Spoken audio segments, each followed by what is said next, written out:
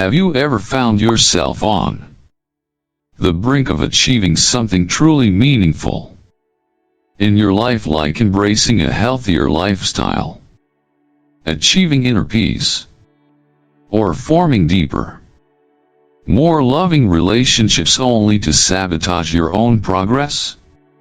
Perhaps you've postponed important actions, fought with someone close to you at the wrong time, or abandoned your spiritual practices just when they were beginning to take effect.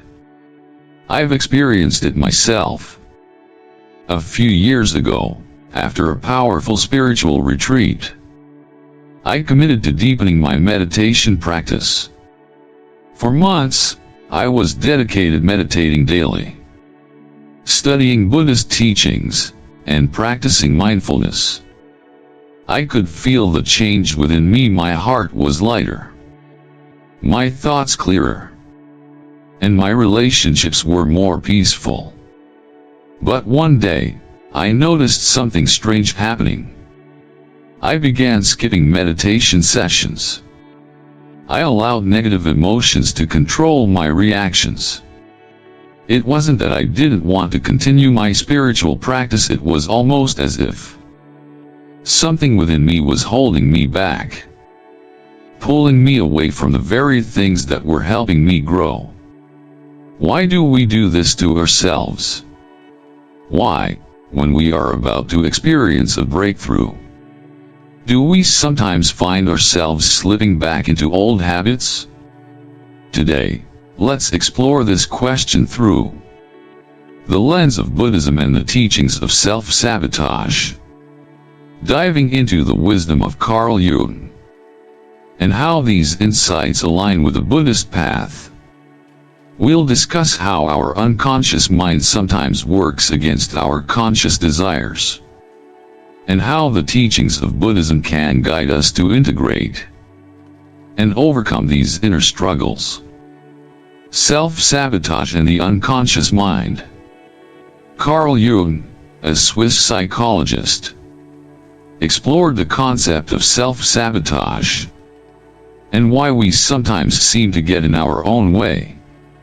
According to Jung, our unconscious mind holds vast power over our actions, often in ways that are at odds with our conscious goals. He introduced the concept of the shadow, the parts of ourselves that we repress or reject because they don't align with our ideal self-image. But here's where it gets interesting. From a Buddhist perspective, the shadow isn't just a psychological concept, it's deeply connected to the ignorance, avidya, we speak about in Buddhism. Ignorance of our true nature, of the deep-seated habits that govern us, causes suffering. Just like the shadow in Jung's theory, our repressed emotions and desires remain in the background, creating cycles of suffering that we don't understand. In Buddhism, this concept can be likened to the kleshas, the mental afflictions like attachment, anger, and ignorance that cloud our true nature and lead us away from enlightenment. Just as Jung said that the unconscious mind is not a passive force, Buddhism teaches that our unwholesome habits are not dormant but active, perpetuating cycles of samsara, the cycle of birth, death, and rebirth. Let me share the story of Venerable Sla, a young monk who lived in a remote monastery in the hills of northern Thailand. He had devoted his life to meditation and mindfulness. Yet, despite his efforts, he felt a deep sense of unease. Every time he began to feel peaceful and content, a strange restlessness would arise, making him agitated and distracted. At first, he attributed it to the demands of monastic life. But soon he realized that this was no ordinary restlessness, it was a deep attachment to something that he had never fully acknowledged. During a long meditation retreat, one evening, Venerable Sla began to reflect deeply. In his silence, he realized that his restlessness stemmed from his attachment to approval and recognition. He had never truly let go of the desire to be seen as a good monk by others. His struggle was not with external distractions, but with his inner desire for validation. In a moment of deep insight, Sla recognized that these feelings of restlessness were tied to the same unconscious cliches Jung described as the shadow, those parts of us that seek approval, control, or external validation. When he finally faced this hidden attachment, he was able to begin the process of letting go. His practice grew more genuine, and his peace began to deepen. The hidden roots of self-sabotage and Buddhist integration. So, why does this happen? Why do we sabotage our own efforts to improve ourselves, even when we know better? From a Jungian perspective, the shadow, which represents the unacknowledged parts of our psyche, often operates below the surface. It's not that we want to fail, rather, our unconscious mind believes it's protecting us from something, even if it's not what we consciously desire. In Buddhism, we say that ignorance keeps us trapped in patterns that lead to suffering. Just like Venerable Sla's attachment to approval, we often create our own obstacles. We sabotage our progress because we haven't fully acknowledged or integrated those hidden parts of ourselves. But here's the key. Buddhism teaches that awareness is the path to liberation. By acknowledging our mental afflictions, cliches, and understanding their roots, we can begin to free ourselves from self-sabotage. In the same way, Jung's concept of individuation, the process of integrating the shadow, aligns with the Buddhist practice of mindfulness and self-awareness. Through mindfulness meditation, we can bring unconscious patterns to light.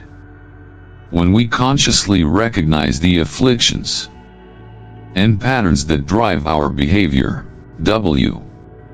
we can transform them, turning them from destructive forces into opportunities for growth. Consider the story of Maya, a woman who was constantly sabotaging her career. Every time she received a promotion offer, she would find a way to undermine her chances. Maya couldn't understand why this was happening until one day, during a meditation retreat, she experienced a breakthrough. She realized that her fear of failure wasn't just a fear of making mistakes, it was tied to her fear of being judged by others. A fear deeply rooted in her childhood experiences. Maya's unconscious mind had developed a complex, persistent emotional reaction to being criticized. As a result, whenever things went well, her subconscious would pull her away from success, fearing the judgment and rejection that came with it. Through her meditation practice, she learned to confront this fear and integrate it into her consciousness. With time, she was able to embrace failure as part of the learning process, releasing the need for external validation and accepting herself as she was. Buddhist insights on overcoming self-sabotage. Analysis. Self-sabotage is a deeply ingrained pattern that many of us experience at some point in our lives. We may find ourselves consciously desiring a positive outcome, whether it's personal growth, health, or professional success, only to unconsciously undermine our efforts. This paradox is at the core of both psychological and spiritual struggles. Carl Jung's exploration of the unconscious and its relationship to self-sabotage provides deep insight into the human condition. However, Buddhism offers an additional layer of understanding by teaching that every obstacle, including self-sabotage, is an opportunity for awakening and spiritual growth. Let's explore how Buddhism addresses these issues through 3 profound principles: awareness, acceptance, and transformation. Awareness, recognizing our unconscious patterns. The first step to overcoming self-sabotage, from both Jungian and Buddhist perspectives, is awareness. Jung emphasized that the unconscious mind is not merely a passive repository of repressed memories, but an active force in shaping our behavior. He suggested that self-sabotage arises from unconscious desires and fears that we are unaware of. Buddhism, in a similar vein, teaches that awareness is the path to liberation. In Buddhist practice, meditation is the primary tool for cultivating awareness. Through mindfulness, we learn to observe our thoughts, emotions, and actions without becoming attached to them. This detachment is essential because, in our everyday lives, we often identify ourselves with our emotions, our anger, sadness, or fear, which causes us to act impulsively based on these feelings. Buddhism teaches that by observing these patterns, we can start to separate ourselves from them, recognizing that they are not our true nature. For example, when we are aware of our self-sabotaging patterns such as procrastination, avoidance, or self-criticism, we begin to understand that these behaviors are driven by deeper unconscious fears, desires, or unresolved emotions. Often, these patterns are deeply linked to feelings of inadequacy, fear of failure, or fear of success. And recognizing these emotions can help us break the cycle. In meditation, we can practice observing thoughts as they arise, and simply acknowledging them without judgment. For instance, if the thought of not being good enough arises, we don't need to suppress it or act on it. Instead, we observe it, understanding that it's just a fleeting thought, not our reality. This practice of mindfulness helps us recognize patterns of self-sabotage as they arise, giving us the space to choose a different response, one that aligns with our deeper, conscious goals. Acceptance, embracing our imperfections. Once we become aware of our self-sabotaging behaviors, the next step in overcoming them is acceptance. In Buddhist philosophy, acceptance is about embracing our imperfections, our flaws, and the parts of ourselves that we often reject or hide. Jung, too, emphasized the importance of acknowledging the shadow, those repressed aspects of ourselves that we often ignore or deny. Buddhism teaches us that the more we reject these parts of ourselves, the more they control us. By accepting ourselves fully, including our imperfections, we take the first step toward transformation. In a Buddhist context, non-attachment to the self is crucial.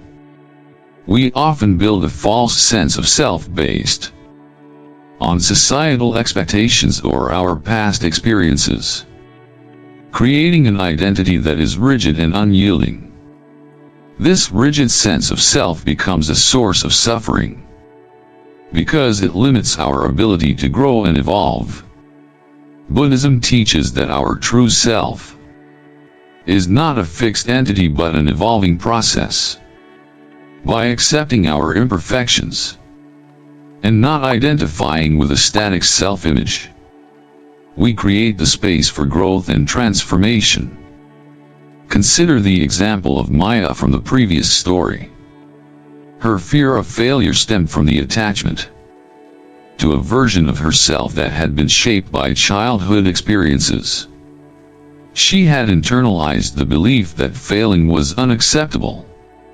And this belief was so deeply ingrained that it led her to sabotage her opportunities for growth. However, when she began to accept her imperfections, the possibility of failure, rejection, and mistakes, she was able to release the grip that fear had on her. She no longer viewed failure as something to be avoided at all costs.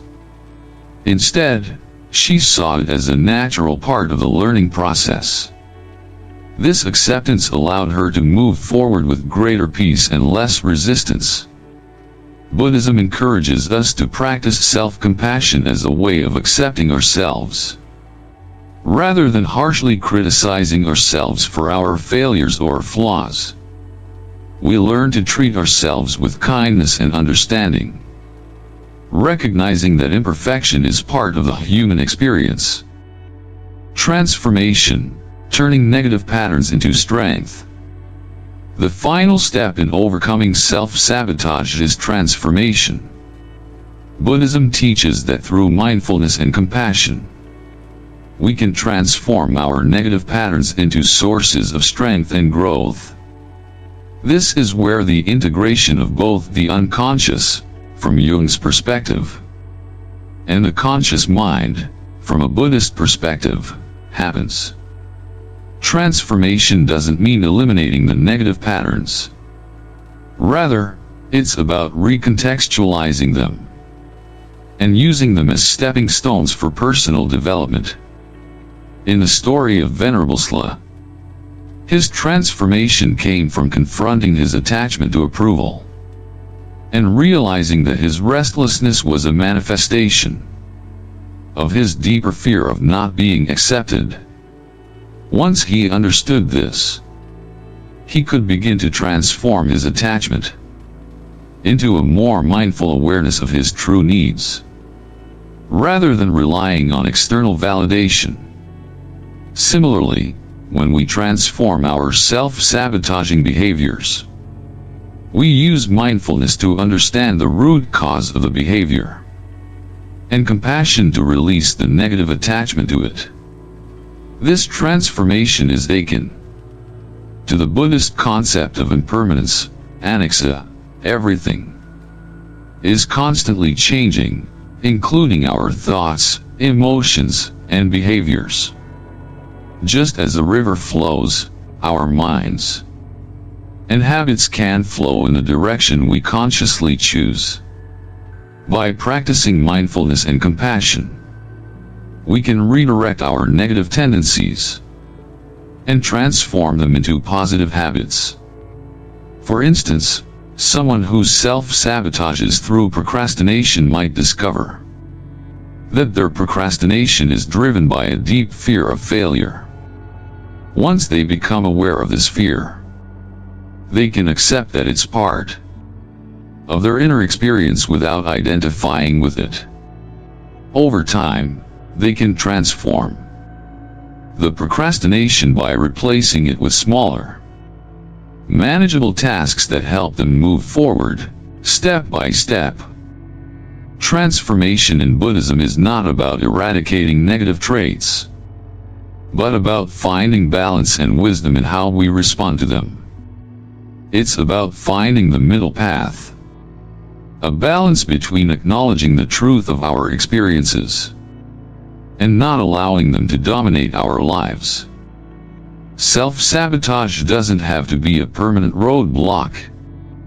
Just like Venerable Sla and Maya, we too can recognize the unconscious patterns that hold us back and transform them into opportunities for growth.